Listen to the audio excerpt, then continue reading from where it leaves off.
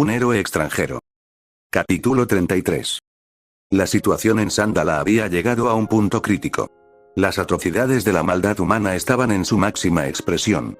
Durante años, el país había sido gobernado por el despiadado dictador Mbukwat Chaka, conocido como el León Sangriento.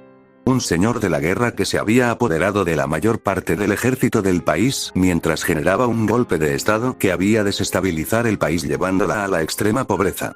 Bajo su régimen, la nación africana, que alguna vez fue rica en recursos naturales y con un gran potencial para desarrollarse económicamente, se había convertido en una sombra de sí misma.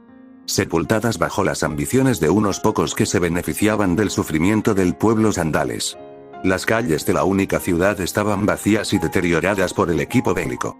Las aldeas destruidas y reducidas a cenizas, arrastradas por terribles desplazamientos a causa de pequeñas guerrillas que esclavizaban a sus habitantes para la extracción de minerales preciosos. La población diezmada por la guerra, el hambre y la explotación desmedida de los recursos naturales, dejaba un futuro incierto y desesperanzado para su gente. Pero para nadie era un secreto que este país era uno de los tantos pueblos, anteriormente colonias europeas, que ahora se habían convertido en territorios negros para el acceso barato de ciertas necesidades. Sandala se había convertido en el epicentro de una red de corrupción internacional que operaba bajo las narices de la comunidad global, quienes a través del soborno adecuado, desviaban la mirada e ignoraba la problemática inhumana que el país estaba experimentando.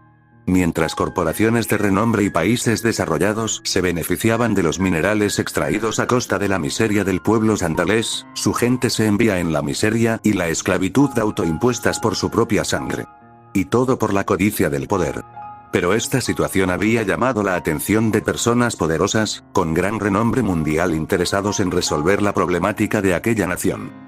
Como una muestra de compromiso para resolver esta crisis, se destacó el desarrollo del Falcón S-5, una aeronave creada por la mente brillante del genio empresario latinoamericano Daniel Ramírez Suárez. El Falcón S-5 era una obra maestra tecnológica que representaba el futuro de la aviación militar mexicana. Diseñada originalmente como una nave de transporte militar táctico, había evolucionado en algo mucho más versátil gracias a los avances de Industrias Suárez, en su equipo de ingeniería de materiales de alta resistencia, y tecnología de propulsión de última generación magnético. Con un diseño aerodinámico y modular, podía ser adaptada para misiones de combate, evacuación, reconocimiento y apoyo aéreo. El Falcón S-5, el modelo más avanzado hasta la fecha, representaba la culminación de más de una década de desarrollo, en palabras de Suárez durante su conferencia de prensa días antes de la operación.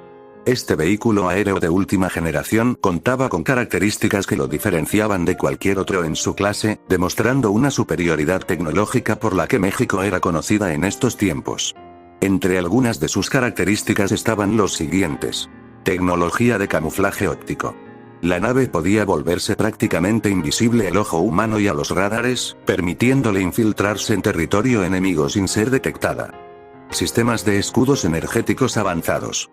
A pesar de ser una tecnología experimental, aún siendo investigada por el equipo de vanguardia, estos escudos no solo protegían la estructura de la nave, sino también a las tropas que transportaba, garantizando una defensa casi impenetrable contra ataques convencionales durante un tiempo prolongado.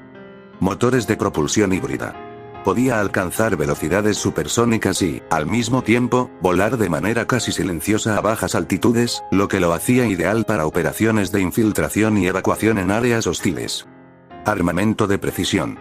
Equipado con misiles de corto y largo alcance, así como con un cañón láser de alta potencia, podía neutralizar amenazas terrestres y aéreas con gran eficacia, proporcionando apoyo táctico en tiempo real a las tropas en tierra. El Falcón S-5 no era solo una nave de combate. También estaba diseñado para operaciones de rescate y apoyo humanitario. Podía transportar hasta 100 personas en su cabina principal, además de contar con una bahía de carga para suministros médicos y equipo de construcción, lo que lo hacía indispensable para situaciones de crisis como la misión que emprenderían para Sandala. La sorpresa de no solamente obtener información sobre esta nave, sino también experimentar el vuelo en ella, fue una experiencia para los participantes en esta misión. Especialmente para los héroes que Estados Unidos había prestado. Lastimosamente, la Asociación de Héroes no pudo excluir la intromisión de los Estados Unidos en la misión.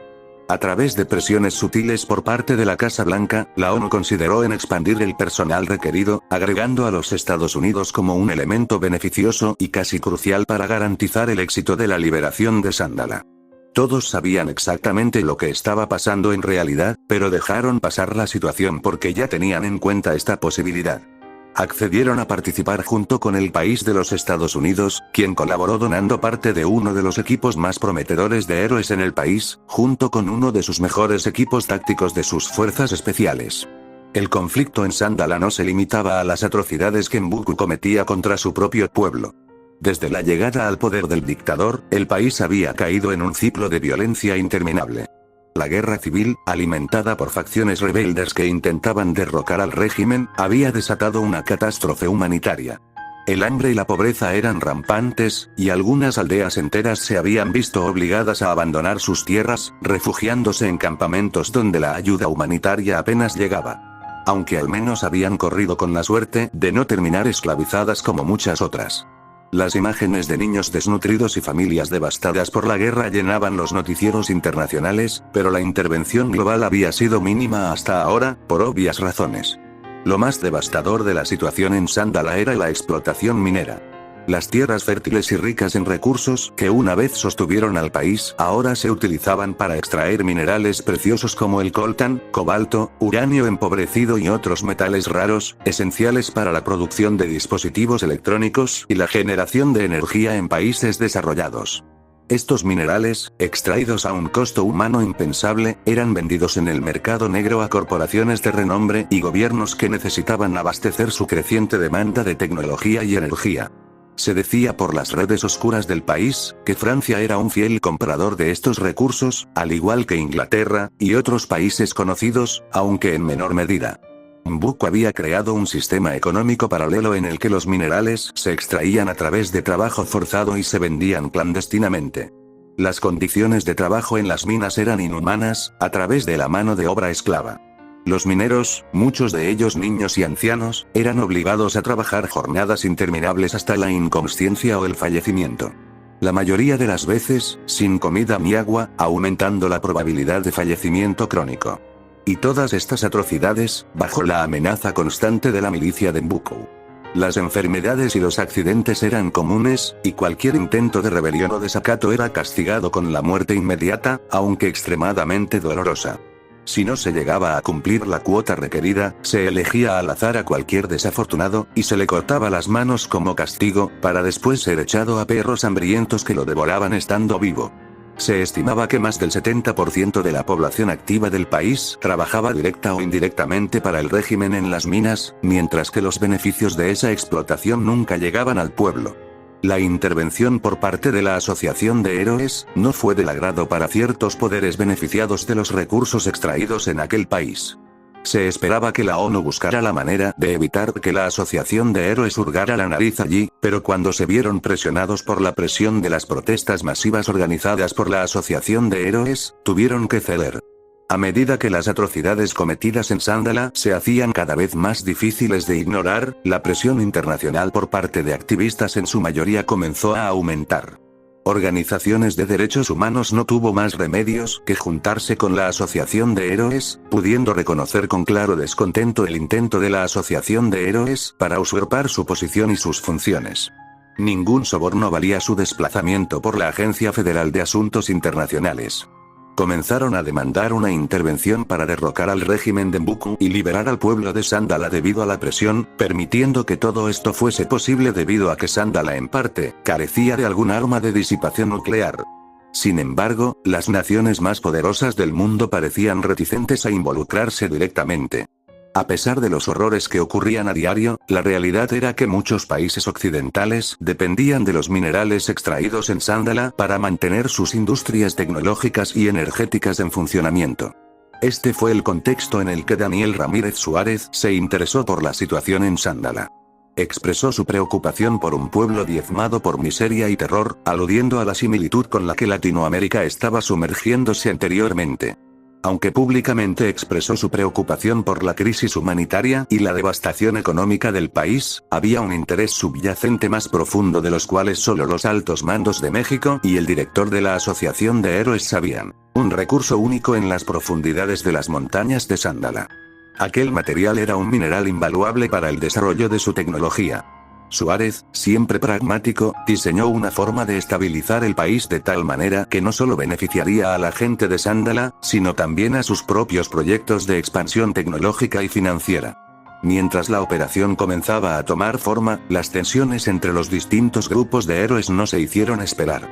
Aunque muchos no querían admitirlo, sabían que los héroes proporcionados por los Estados Unidos eran espías gubernamentales. El grupo mismo había sido lanzado como un proyecto del Estado, con el propósito de crear a sus propios supers. Teniendo la diferencia de ser más prácticos que los convencionales. Aunque la Asociación de Héroes mantenía un compromiso con los ideales humanitarios y la protección global, los héroes estadounidenses involucrados en la operación despertaban sospechas que habían tomado en cuenta desde un principio. Ya que todo lo que estuviese relacionado con Suárez era de gran interés para el mundo, en especial los Estados Unidos y China. Aunque este último no tenía el acceso para indagar más allá de lo que podría establecer. Sin embargo, no estaban de acuerdo con el hecho de que la Asociación de Héroes se involucrara en Sándala, algo que consideraban una intervención militar de México. A Machete se le había proporcionado la información de que los héroes estadounidenses en realidad eran exmilitares transformados en agentes encubiertos del gobierno de Estados Unidos, cuyo verdadero interés en Sándala no era únicamente salvar vidas, sino obtener una ventaja estratégica en la región y asegurar el acceso a los recursos para su posterior monopolio. Bueno chicos, como el jefe nos dijo, esto se ha complicado un poco. Machete, como líder indiscutible del grupo, les habló a su equipo. Imix asintió, mientras estrechaba sus ojos hacia el héroe Nova. Este mencionado no dejaba de ver al coronel de plata, quien había transfigurado su tabla de transporte en un pequeño disco sujetado a su espalda. Le parecía curioso, por no decir que extraño el interés que nos sentía hacia el piloto. ¿Qué será lo que quiere? ¿Será que su verdadera misión es apoderarse del traje plateado? ¿Cómo desarrollar una estrategia para vencer a un telequinético? Los puños se apretaron dentro de su capa.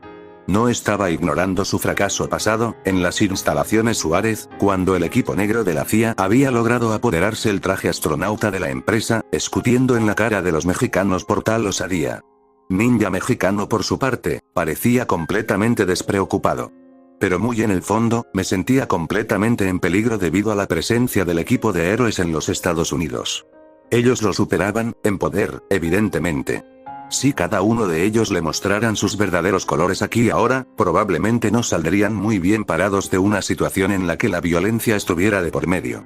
Extendió sus sentidos con su energía vital, sintiendo una afluencia externa tratando de engullir y fallar estrepitosamente en el traje del coronel de plata. Estrecho sus ojos, y observo directamente hacia el grupo de los héroes estadounidenses, mientras la fuerza abrumadora retrocedía abruptamente. ¿Así que quieren joder desde ahora, eh? Ninja mexicano negó con la cabeza antes de acercarse a Machete a su lado.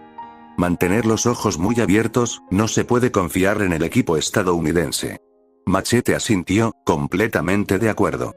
Debieron haber pensado mejor sobre esta misión, en lo que estaban a punto de meterse, pero ya estaban aquí y no podían dar vuelta atrás. Estaban equipados con lo mejor de la Asociación de Héroes, y para su resignación, incluso le proporcionaron un exoesqueleto con la cual mejorar sus capacidades físicas y tener un mejor porcentaje de supervivencia. ¿Has notado algo de lo que preocuparnos? Machete preguntó. Pero Ninja mexicano negó con la cabeza. Nada de lo que puedo asegurar por el momento, pero le recomendaría a cada uno de nosotros que tengamos extremo cuidado con el telequinético. Miss Audaz pareció desconcertada y preocupada por la situación. No obstante, mostró valor y determinación, estaba dispuesta a ayudar a sus compañeros en caso de que sugiera lo peor. ¿Es acaso él tan peligroso? Ella preguntó mientras miraba al grupo estadounidense. He escuchado rumores. Tengo contactos con algunos grupos de dudosa procedencia. Posee una información que me permite ejercer mis funciones como héroe con mayor eficiencia. Se rumorea que Nova es el verdugo del gobierno que se encarga de regular a los traficantes que huyeron hacia los Estados Unidos. Los casos que se han visto de la eliminación de los grupos criminales más violentos son extremadamente atroces. Puño de Hierro comentó, mientras Machete asentía. Sin embargo, no podemos ignorarlos y mantenernos separados. Sería demasiado obvio y descortés de nuestra parte aislarnos de esta manera. No es la imagen que necesitamos dar en este país. Ante las palabras de Machete, Grupo asintió, decidiendo que era mejor entablar una conversación con el grupo estadounidense. Después se encargarían de resolver ciertas situaciones. Parece ser que esto no será tan sencillo como nos dijeron. Los pensamientos de Nova hicieron fruncir el ceño ante la situación en la que se encontraba. El secretario de Defensa y los altos mandos habían asegurado que la misión sería sencilla para alguien como ellos, superhumanos con capacidades extraordinarias, contra los muchachos de la Asociación de Héroes. Quienes solo eran fanáticos acérrimos de Yokahu. Sin embargo, no espero que estos fanáticos estuviesen altamente capacitados y fuertemente equipados con soportes del más alto nivel, con la mayor tecnología que México le podría proporcionar. El más débil de ellos, poseía al menos un exoesqueleto que le permitía mejorar sus capacidades físicas hasta 5 veces. A excepción de uno, el malabarista que se hacía pasarse por un ninja. Aunque él no podía dejar de lado algo que había sido indiscutible desde que ellos y su equipo táctico militar pisaron la aeronave que le proporcionó el ejército mexicano a la asociación. La tensión de los dos grupos de héroes era palpable. Su grupo estaba conformado por la mitad de su equipo de trabajo. Con él estaba la Antorcha, quien mantenía una postura fría y profesional. Fue el único que deseaba no estar aquí, pero los altos mandos lo habían tomado en consideración debido a sus habilidades para hacer que su cuerpo entrara en combustión, generando grandes llamaradas por un corto periodo de tiempo. Y Bárbara, la única mujer activa de su grupo que sintió alegría por este viaje. Sus capacidades físicas lo superaban, capaz de aplastarlos tanto a él como a la Antorcha, eran su mejor opción a la hora de necesitar un tanque. A pesar de solo ser 3, el juego de poder estaba a su favor. Salvo por aquel hombre que se hacía llamar Coronel de Plata que poseía ese traje de última tecnología altamente peligroso, ninguno de los miembros del equipo latinoamericano representaba un peligro para ellos. Nova sabía que tenía la ventaja, podría tomar por su cuenta toda esta misión y resolver el conflicto dentro de Sandala. De hecho, no necesitamos este grupo para resolver el conflicto, Nova pensó para sí mismo, mirando de casualidad al Coronel de Plata. Ese traje parecía poderoso, muy poderoso. Una tecnología capaz de poseer una forma amorfa con la cual acoplarse a su cuerpo como una segunda piel. Volar a velocidades que solo héroes como Homelander un avión de combate podrían alcanzar, y absorber cualquier tipo de energía para su uso posterior. Suárez se lució esta vez, ¿no crees? La Antorcha cuestionó mientras se cruzaba de brazos. Sonrió con interés genuino tras inspeccionar la armadura que portaba el Coronel de Plata. Supera incluso al traje de astronauta que habían presentado hace un tiempo. Nova dijo por ocurrencia. Bárbara sonrió con interés, aunque estaba enfocada más en Machete. Siento que conozco a ese hombre de allá, ese tal Machete. ¿En serio? Antorcha preguntó curioso. Bárbara permaneció pensando por un momento antes de sonreír, recordarlo por fin. Ese tipo trabaja para la Agencia Federal de Asuntos Internacionales, no tengo duda de eso. Antorcha la miró con curiosidad, completamente confundido. Quiero decir, es muy famoso aunque no lo parezca. Ayudó a Yokahu a desmantelar a toda una red criminal de tráfico de menores en múltiples países de habla hispana. Lo más sorprendente fue que se enfrentó a 20 hombres con solo 2 machetes, y logró sobrevivir con apenas un roce de una bala. Las palabras de Bárbara llamaron la atención de un sorprendido Antorcha. Observó a Machete una vez más, y no pudo evitar sentirse sorprendido, viéndolo con nuevos ojos. Es un hombre muy duro, puedo reconocerlo. La Antorcha asintió, para luego observar a Bárbara con curiosidad. ¿Qué tiene que ver eso con que te sepas hasta su día de cumpleaños? Bárbara ignoró la broma de la Antorcha, procediendo a explicar. Mi hermano perdió a su hijo en un viaje por Texas. En ese entonces estaba de mi fase terminal de mi distrofia muscular, pero había hecho todo lo posible por ayudar a mi hermano para encontrar al niño. Un año después se había dado por muerto, pero al año siguiente, apareció en las noticias de que este hombre junto con un equipo especializado habían logrado desmantelar a la mayor red de tráfico de niños de Latinoamérica. Especulaba que habían obtenido ayuda de Yokahu, aunque en aquel entonces lo llamaban el hombre misterioso del cielo, o el demonio de los truenos. Ese hombre estaba a la cabeza del grupo. Las palabras de Bárbara fueron interrumpidos por la Antorcha. ¿Me estás diciendo que tu sobrino había sido secuestrado por una red de tráfico de menores? Preguntó. Sí. Ella confirmó. Había sufrido demasiado abuso, mi pobre sobrino. Pero está en rehabilitación, ha superado muchas cosas, mi hermano trabaja en ayudarlo en todo lo que pueda. De hecho, yo le ayudo a costear su tratamiento. Ella dijo mientras Antorcha asentía. Mientras sus compañeros comenzaban las trivialidades, no podía dejar de pensar en las prioridades para la misión. Recopilar toda la información considerada de interés para los Estados Unidos. Pensó para sí mismo. Un traje de tal maravilla podría ser considerado como una fuente de información de alto interés para la inteligencia gubernamental estadounidense. La liberación de Sandala no es el objetivo principal. La recopilación de información es lo esencial. Las fuerzas especiales a mi mando podrían neutralizar a las fuerzas especiales de acción rápida mexicana, mis hombres están mayor capacitados, tal vez podríamos superar la tecnología que equipaban los militares mexicanos y sus exoesqueletos ligeros. Todos ellos están equipados con compuesto V2. Mis compañeros se harían cargo el resto de héroes. Solo tengo que deshacerme del único que representa un peligro potencial. Pensaba para sí mismo, en un dilema crucial del cual dependería no solamente la misión a este país, sino también la reputación como héroes. Pero la misión era más importante, la reputación de los Estados Unidos debía ser recuperada a toda costa. Podría mantener a un solo activo mexicano con vida para la extracción de información vital, como la importancia de Sandala para Suárez, no había duda de que ellos tenían una idea y una razón principal. Además, nadie más que ellos sabrían lo que había pasado. En tan solo una fracción de segundos, tomó su decisión. Machete permanecerá vengo para la extracción la información. Decir eso, Nova expandió sus capacidades telequinéticas de manera cautelosa en dirección hacia el coronel de plata. En cuestión de segundos todo el cuerpo del capitán de plata había sido envuelto en su fuerza telequinética, y con un solo pensamiento intentó aplastarlo desde dentro. Excepto que no pudo hacerlo. ¿Qué demonios?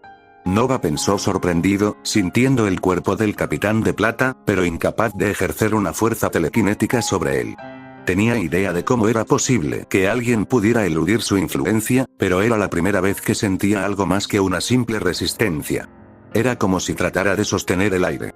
Eso por un momento y consideró que tal vez el traje era responsable.